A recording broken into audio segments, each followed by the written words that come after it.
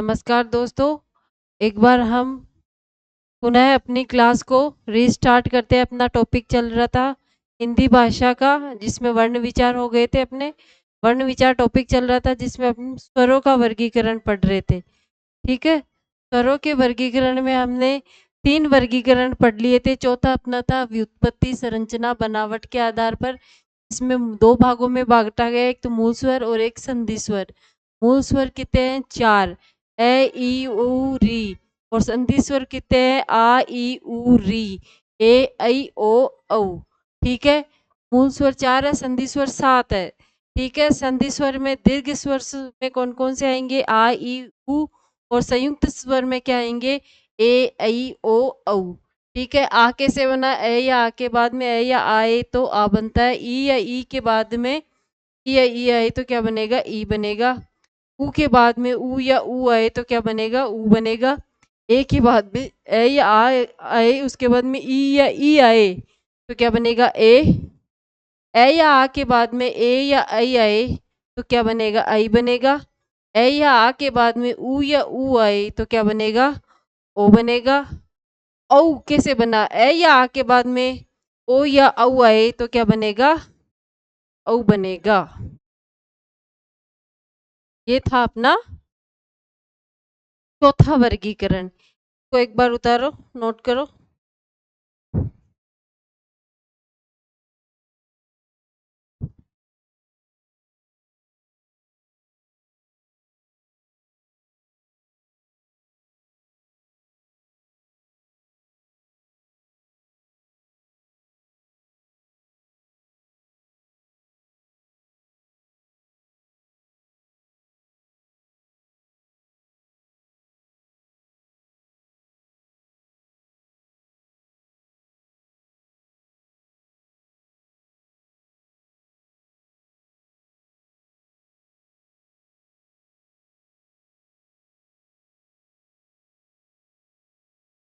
चलो आगे लिखते हैं, आगे पढ़ते हैं।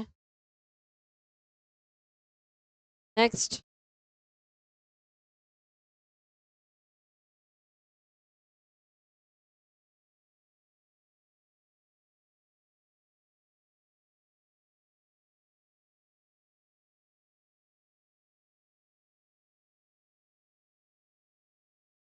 जिह्वा के संचरण के आधार पर। जिह्वा के संचरण के आधार पर कितने भागों में बांटा गया? एक तो अग्र स्वर, दूसरा मध्यम स्वर, और तीसरा है पश्च स्वर। अग्र स्वर में कौन कौन से आ जाएंगे? ई, ए, ऐ। और मध्य स्वर में क्या आ जाएगा? ए। और जो बच गए वो किस में आ जाएंगे? आपके पश्च स्वर में, जैसे आ, ऊ, ऊ, री, ओ,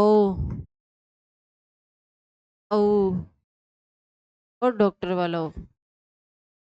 ठीक है, अब नेक्स्ट आपके ओष्ठ की आकृति के आधार पर।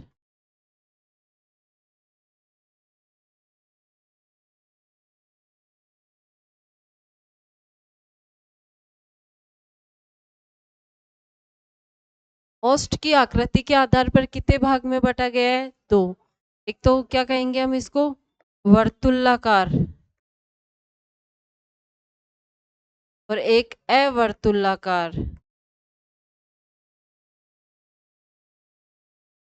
वर्तुलाकार, अवर्तुलाकार, या दूसरा नाम बताए तो हम क्या हो सकता है इसका? गोलाकार या अगोलाकार। क्या हो जाएगा? गोलाकार या अगोलाकार। ठीक है, इसमें गोल कौन कौन से बन जाएंगे?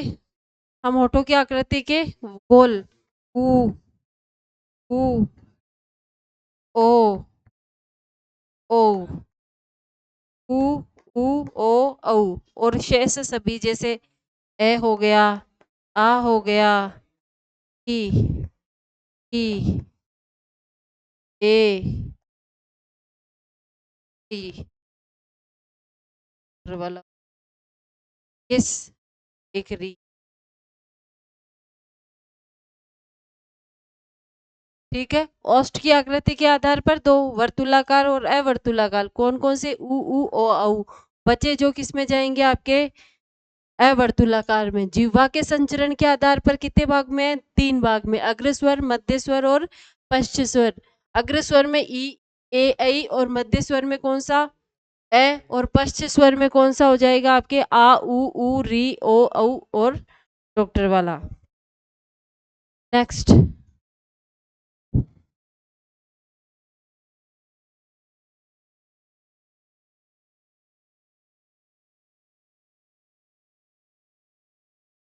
मुख के आकृति के आधार पर, मुख की आकृति के आधार पर कितने भागों में बांटा गया है? एक तो विवृत, दूसरा संवृत, एक अर्धविवृत और एक अर्ध संवृत।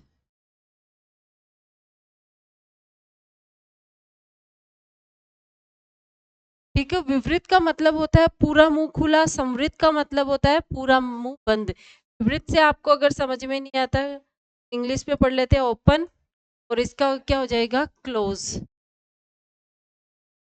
ठीक है।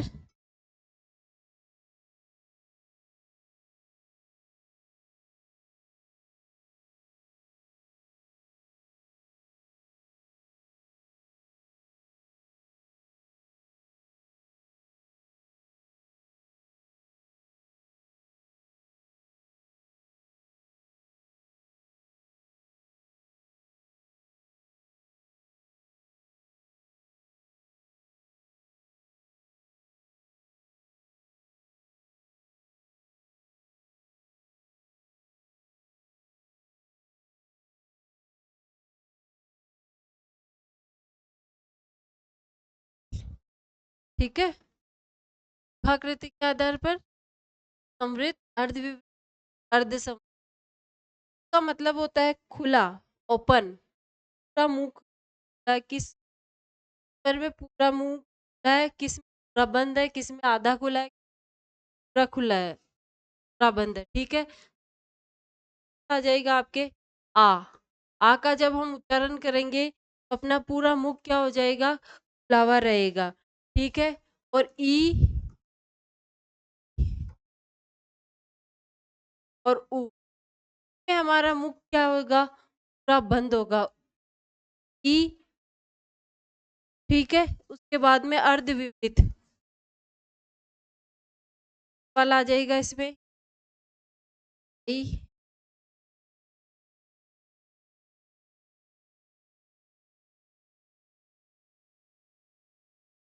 ये आपके है मुखाकृति के आधार पर। नेक्स्ट। प्राणत्व के आधार,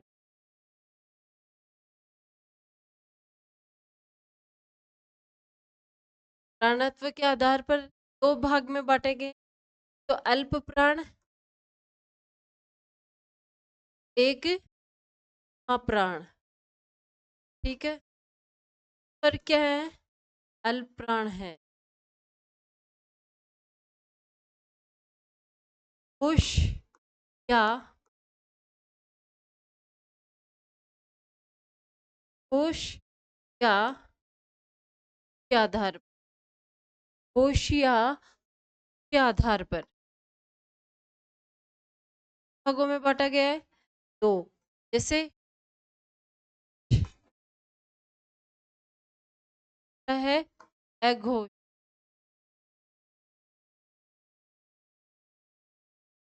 पर क्या है? होश है। जैसा भी क्या है? गूंज, कंपन होता है, झंकार उठती, सभी स्वर क्या कहलाएंगे? सघोष कहलाएंगे।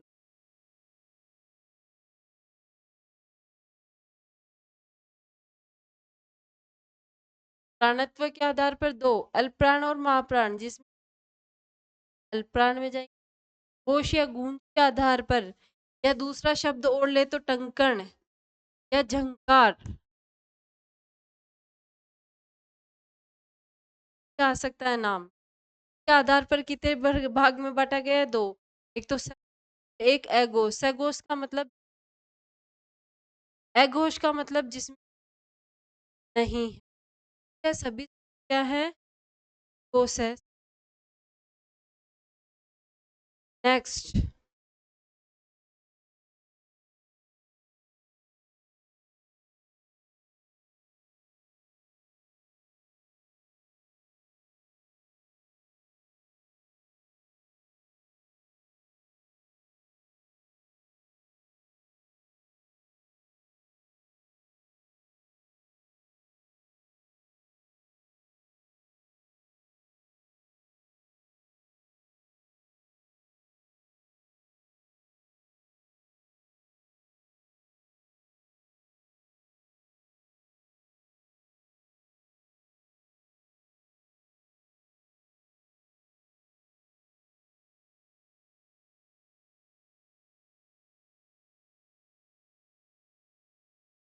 आओ आओ।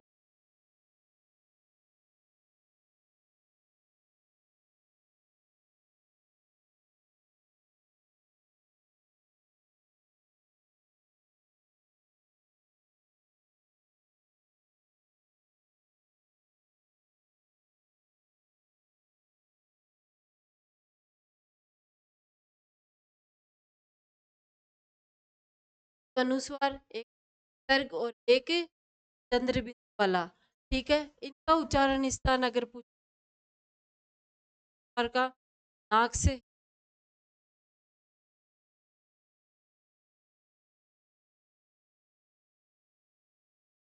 उच्चारण स्थान की बात करूं, ए का कंठ हो जाएगा, नाक हो जाएगा। आपके विसर्ग वाले का कंठ हो जाएगा चांद। चंद्र बिंदु वाला नाक प्लस, ठीक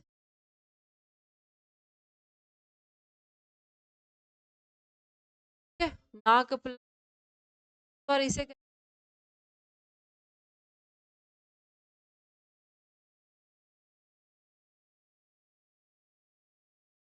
अनुस्वार वाला नाक से उच्चारण होगा, विसर्ग वाला कंठ से उच्चारण होगा, चंद्र बिंदु लगा हुआ होगा, नाक प्लस अंग और अह जिसे पढ़ते हैं, हम क्या कह सकते हैं? अयोग व, क्या कहेंगे? अयोग व ध्वनिया का किसी के साथ योग या फिर भी अपने आप में क्या रखती है ना, अर्थ रखती, ठीक है, का नहीं, क्या कहते हैं? अयोग व है स्वर के वर्गीकरण बात। नेक्स्ट हम पढ़ेंगे व्यंजन। क्या है? जन शब्द की करूं, धन जन। जन का मतलब क्या होता है? विशेष। अंजन का मतलब क्या होता है आपके? काजल। व्याकरण का काजल लगाने का व्यंजन कर, ठीक है। 35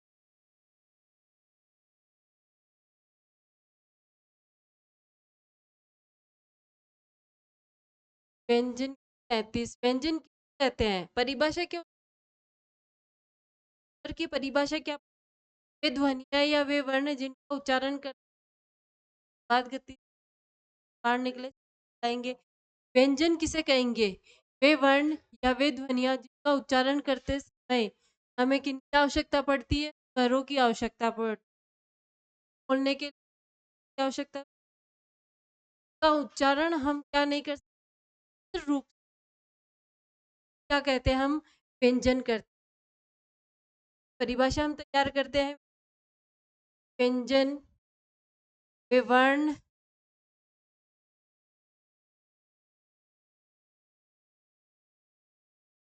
वर्ण या वे ध्वनिया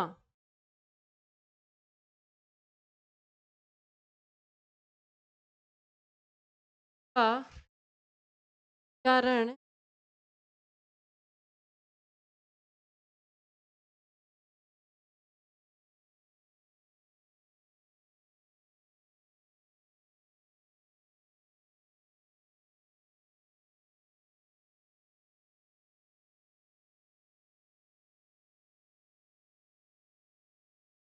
क्या कहलाते हैं? व्यंजन कहलाते हैं। दूसरी परिभाषा, व्यंजन का उच्चारण स्वतंत्र रूप से किया जाता है।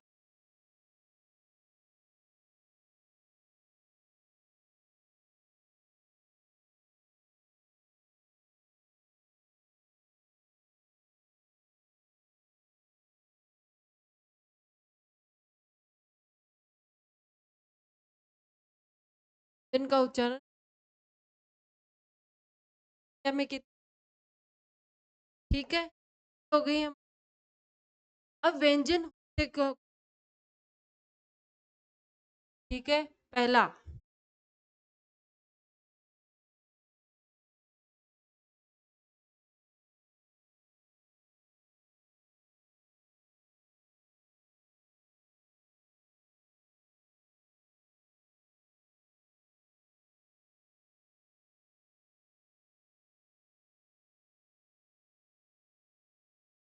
क, ख, ग, घ,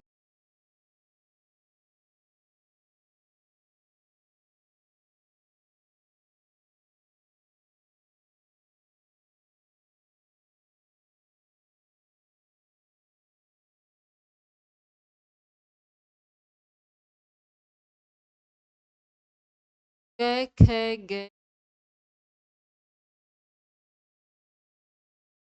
ख,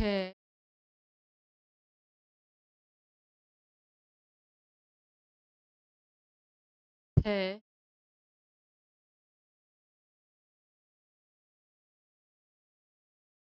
ठ, ठ,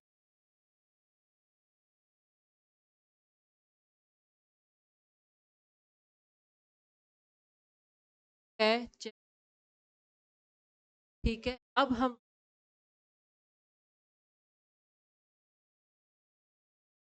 क वर्ग, इधर से 5,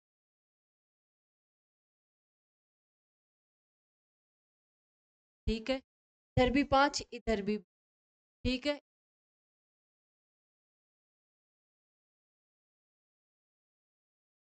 5 इधर जाएंगे, 5 इंटू 25 क्या हो गई आपके?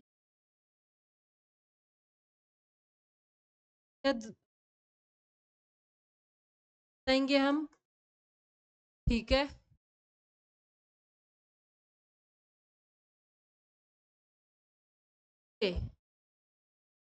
क वाली लाइन छोड़ के, क वाली लाइन को क, त, त, प, कलर चेंज, क, त, त, प, क, त, त, प, स्पर्श व्यंजन, क्या कहेंगे? स्पर्श लाइन में क्या कहेंगे? स्पर्श आ सकता है आपके स्पर्श व्यंजन का, तो आपको कितना नहीं है? 20 नहीं है, 5 तो ये माइनस हो जाए। इन्हें हम क्या कहेंगे? क वर्ग को क्या कहेंगे? क वाली लाइन, क वर्ग को क्या कहेंगे? स्पर्श, क्या कहेंगे? स्पर्श,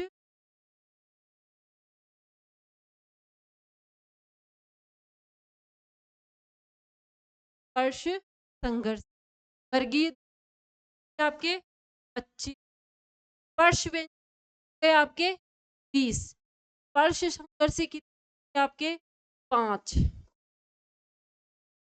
अब बचते अंग यणनम, प्रत्येक वर्ग की 5वीं ध्वनि, ठीक है, प्रत्येक वर्ग की 5वीं क्या कहलाएगी? आपके नासिक के व्यंजन, क्या कहलाएगी? नासिक का उच्चारण का नाक से, ठीक है, कहलाएगी नासिक। ठीक है। अब क वर्ग का उच्चारण बात करते हैं अगर हम उच्चारण स्थान की, तो क वर्ग का उच्चारण स्थान कौन सा आपके? कंठ। क्या हो जाएगा? क वर्ग वाली लाइन का कंठ से, क वाली का तालु से, ट वाली का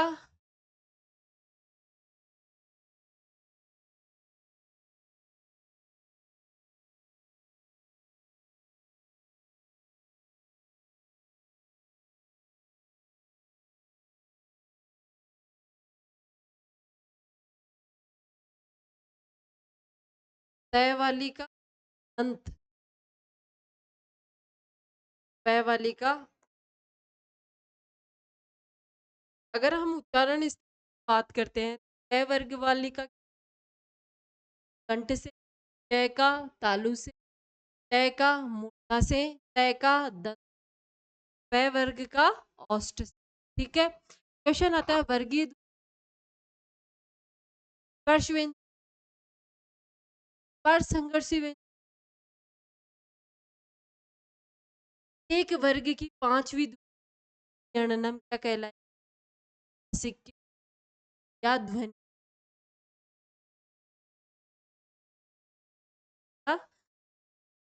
के पास आपके है,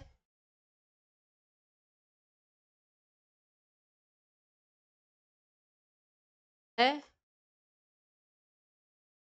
दोनों को क्या कहेंगे? ताड़नजात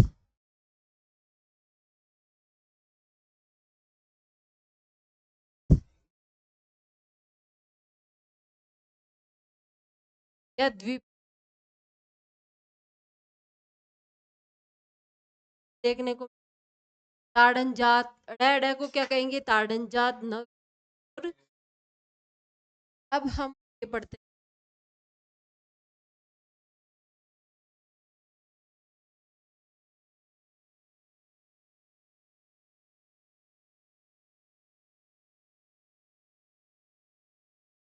हैं, है, है,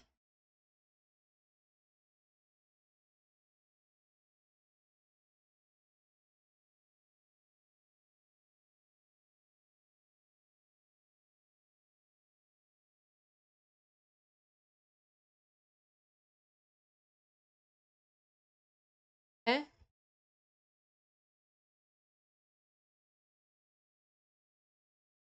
क्या है? दस्त। क्या कहेंगे?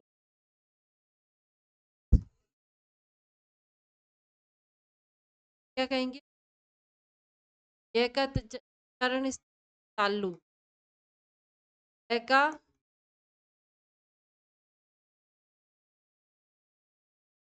का दंत या शरीर का दस्त। अगर हम य और वह की बात, अर्ध स्वर की बात करें, अर्ध स्वर की बात,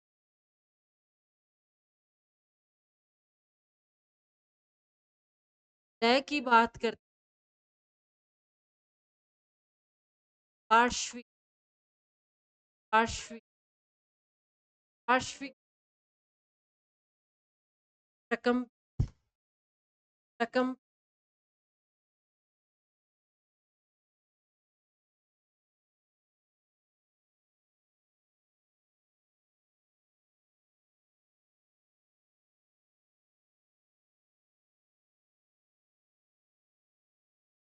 तालु, लय इसका उच्चारण स्थान का, लय का दंत,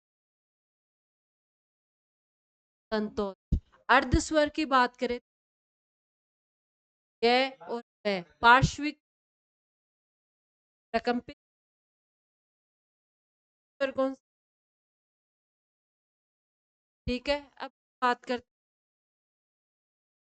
हैं,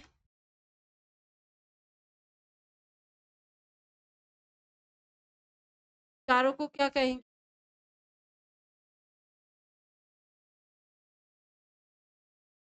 व्यंजन।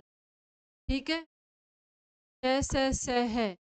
इसका उच्चारण स्थान तालु का मूर्धा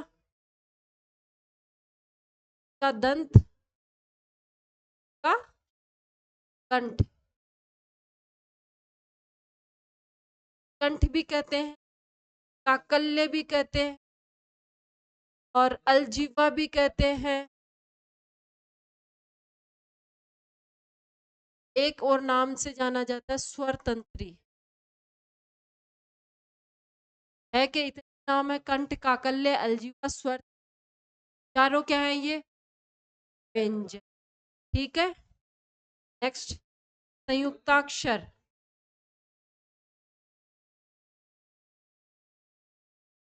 संयुक्ताक्षर व्यंजन कौन कौन से बारे में भी जान लेते हैं।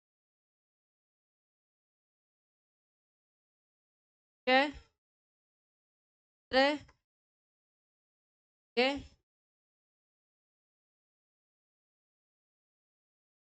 श्रमिक वाला श।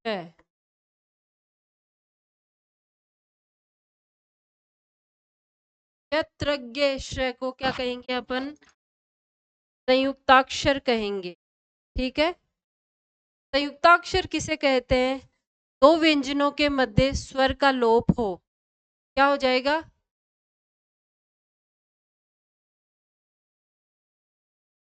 संयुक्ताक्षर की डेफिनेशन क्या हो जाएगी? दो व्यंजनों के मध्य स्वर का लोप। दो व्यंजनों के मध्य स्वर का लोप हो क्या कहलाएंगे? संयुक्ताक्षर कहलाएंगे। अब ये क्षत्रज्ञ श्र का निर्माण किस तरीके से हुआ वो हम देखेंगे। श, क, धन, से क्या बना? श, र, तय आधा तय, र आधा तय, और र से किसका निर्माण हुआ? त्र का। जय, धन, य से किसका निर्माण हुआ? जय का। श, धन, र से किसका निर्माण हुआ? आपके श का निर्माण हुआ। ये क्या है? आपके संयुक्ताक्षर है। ठीक है, संयुक्ताक्षर किसे कहेंगे? दो व्यंजनों के दो व्यंजनों के मध्य स्वर का लोप क्या कहलाएगा? संयुक्ताक्षर।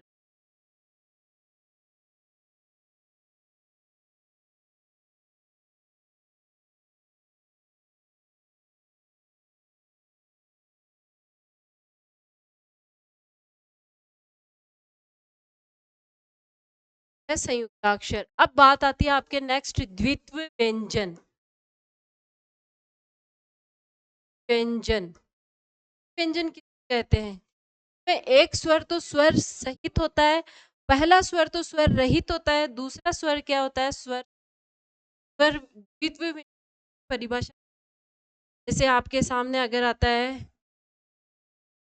खड्डा, एक समान मतलब समान स्वर व्यंजन की प्रवृत्ति होती है। एक स्वर रहित, एक ही स्वर सहित। खड्डा हो गया, चड्डा हो गया, ता। ठीक है, इस तरीके से जो व्यंजन आएंगे वो क्या कहलाएंगे? आपके व्यंजन कहलाएंगे। ठीक है, तीसरी बात, और रे, रे हम कितने तरीके से लिख सकते हैं? चार तरीके से। जैसे वाला, एक आपके क्रम, एक कर्म, एक ट्रक। अगर हम रे को तरीके से पढ़ते हैं तो कितने प्रकार से जा रहा है? चार। ये रे पूरा है, ये क्या है? रे आधा है, ये रे पूरा है। जैसे क्रम के अगर शब्द करूं क्या हो जाएगा? क, धन, रे,